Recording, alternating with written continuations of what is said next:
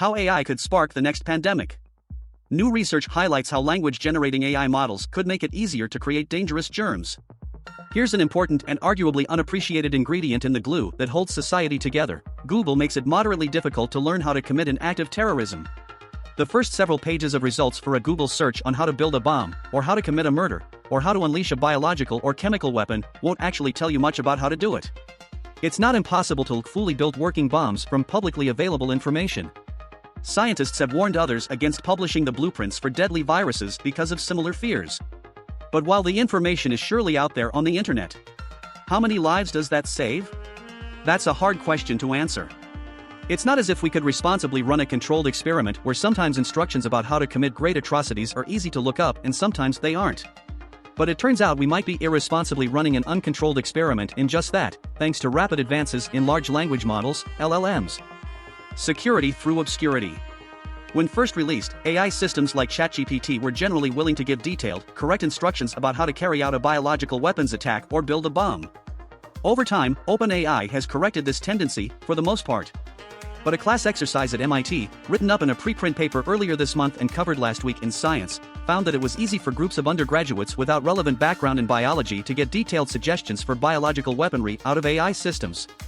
In 1 hour, the chatbot suggested for potential pandemic pathogens, explained how they can be generated from synthetic DNA using reverse genetics, supplied the names of DNA synthesis companies unlikely to screen orders, identified detailed protocols and how to troubleshoot them, and recommended that anyone lacking the skills to perform reverse genetics engage a core facility or contract research organization. To be clear, building bioweapons requires lots of detailed work and academic skill, and ChatGPT's instructions are probably far too incomplete to actually enable non-virologists to do it so far. But it seems worth considering, is security through obscurity a sustainable approach to preventing mass atrocities in a future where information may be easier to access? In almost every respect, more access to information, detailed supportive coaching, personally tailored advice, and other benefits we expect to see from language models are great news. But when a chipper personal coach is advising users on committing acts of terror, it's not so great news. But it seems to me that you can solve the problem from two angles. Controlling information in an AI world. We need better controls at all the choke points, Jamie Yassif at the Nuclear Threat Initiative told Science. It should be harder to induce AI systems to give detailed instructions on building bioweapons. But also, many of the security flaws that the AI systems inadvertently revealed, like noting that users might contact DNA synthesis companies that don't screen orders, and so would be more likely to authorize a request to synthesize a dangerous virus, are fixable. We could require all DNA synthesis companies to do screening in all cases. We could also remove papers about dangerous viruses from the training data for powerful AI systems, a solution favored by Svelte. And we could be more careful in the future about publishing papers that give detailed recipes for building deadly viruses. The good news is that positive actors in the biotech world are beginning to take this threat seriously. Ginkgo Bioworks, a leading synthetic biology company, has partnered with U.S. intelligence agencies to develop software that can detect engineered DNA at scale, providing investigators with the means to fingerprint an artificially generated germ.